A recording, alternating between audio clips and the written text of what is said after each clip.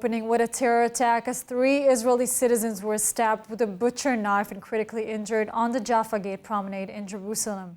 The 17-year-old attacker from East Jerusalem was caught in the act and chased down and neutralized by the Jerusalem District Police. Medics and others were called to the scene at Jaffa Gate and provided medical treatment to a critically injured man in his 50s, the first victim of the attack. The terrorists then continued towards the Zahal tunnel in Jerusalem with a knife and injured 2 more people. All 3 victims received medical treatment and large police forces were called to the scene. The terrorist was neutralized without using gunfire. The IDF has entered Jenin for the 2nd time in 2 days to arrest wanted terrorists. The raid ended in an exchange of fire between the IDF and armed Palestinians. And ILTV's William Sharon reports. The IDF entered Jenin on Wednesday morning to conduct arrests of wanted terrorists when they were met with armed Palestinians who opened fire on them. The armed men belonged to Hamas militant group and used smuggled weapons to fire at the special unit soldiers. Hamas fired back, hitting one of the militants. No IDF soldiers were injured. The IDF entered Jenin to arrest Muhammad Gangina, a former prisoner and arms merchant who was active in the Tanzim militant faction. Gangina was wanted for planning multiple shooting terror attacks in Judea and Samaria and was arrested in his home and transferred to the Shabak officials for investigation. In addition to his arrest, 2 more active Hamas militants operating in southern part of Jenin were arrested, including the terrorist responsible for the Gilboa shooting, who was on the IDF's target for a long period of time. Experience the power of truth with ILTV News. If you're looking for quality content and captivating visuals, join our news community and become an integral part of our team as we embark on a mission to unveil the real Israel, dismantling the web of lies and misinformation that surround reporting on Israel. By subscribing to ILTV News, you will not only have access to the latest updates, but you will also amplify our message, creating a ripple effect that carries the truth far and wide.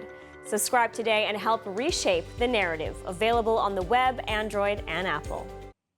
Thomas Friedman issued a plea to President Joe Biden and Saudi Crown Prince Mohammed bin Salman, warning against the reportedly approaching normalization deal with Israel, cautioning of dire consequences and the potential of erosion of regional stability. In a recent op-ed published in the New York Times, columnist Thomas Friedman has issued a plea to both U.S. President Joe Biden and Saudi Crown Prince Mohammed bin Salman. Friedman warns against rushing into a normalization deal with Israel, warning that such a move could have dire consequences. Friedman begins by urging Washington and Riyadh to not become allies in Prime Minister Benjamin Netanyahu's alleged agenda. He emphasizes that normalizing relations with an Israeli government that is saying anything but, quote, normal, could jeopardize stability in the region. The timing of this warning comes amid increased diplomatic efforts to broker a security agreement between the United States and Saudi Arabia, which reportedly includes the possibility of a normalization deal between Saudi Arabia and Israel. In return, Israel would make symbolic gestures toward the Palestinians. Friedman accuses Netanyahu of trying to charm the United States into an agreement that would not only limit the power of Israel's Supreme Court, but also elevate him to a domestic hero status. This deal, Friedman asserts, would only involve superficial concessions to the Palestinians while allowing Israel to continue annexing Judea and Samaria. Perhaps most controversially, Friedman suggests that Netanyahu's government is akin to the extremist hate group the Ku Klux Klan. He warns that the government is actively seeking alliances with far-right European parties with a history of anti-Semitism. Friedman concludes his piece by emphasizing the urgency of halting Netanyahu's government. So this new plea by Thomas Friedman came as a surprise to Israel, and with us now to speak about it is President of the Jerusalem Center for Public Affairs, Dan Dyker. Dan, Tom Friedman has urged Washington and Riyadh not to so-called gift Israel a normalization deal with Saudi Arabia. The most simple question first, where is he coming from? What are his interests? And what does Friedman want? I think Friedman's looking at himself like the new Grand Mufti of the Middle East, instead of being a fair-minded commentator of one of the more important dailies in the international community. It is absolutely intolerable for Tom Friedman to be comparing Benjamin Netanyahu, one of the greatest leaders in the free world, to the Ku Klux Klan. And one wonders how Mr. Friedman believes that he can influence Mr. Biden and Crown Prince Mohammed bin Salman to move away from Israel, when the real human rights issues have always been between Mr. Biden and the Saudi Crown Prince. Yes. Now, Dan, it's an op-ed. It's an opinion. How serious should we be taking this, actually, when looking at the real deal with the Saudis? Well, I think that the piece is dangerous, but it's not a serious piece.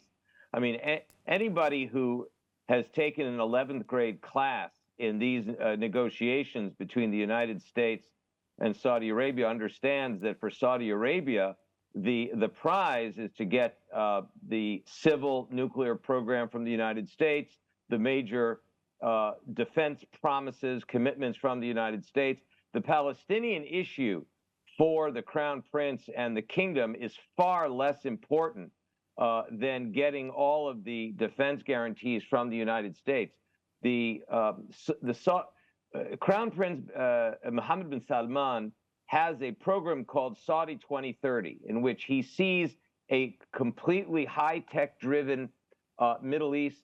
He sees the kingdom as being sort of the startup kingdom of a new integrated Middle East that includes the Palestinians, that includes Israel as one of the most powerful members of that new constellation in the Middle East.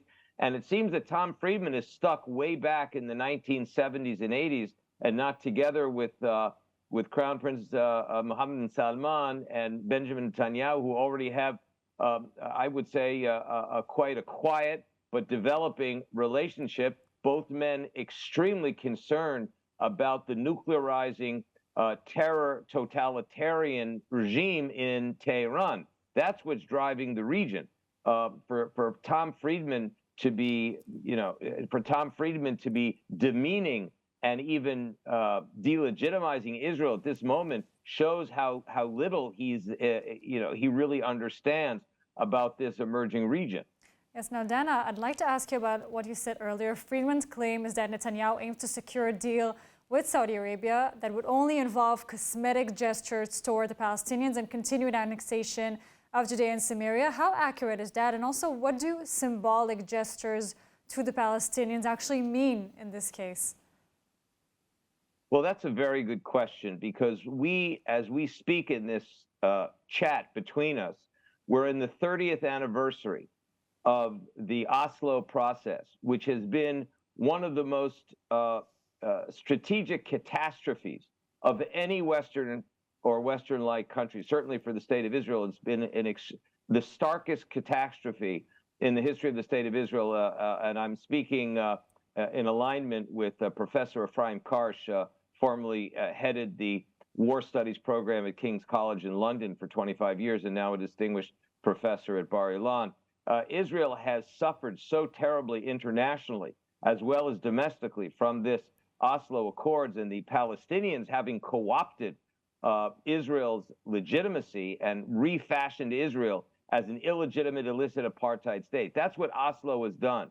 So Israel, in terms of getting gestures to the Palestinians, Israel's already given up all of Gaza, parts of Judea and Samaria.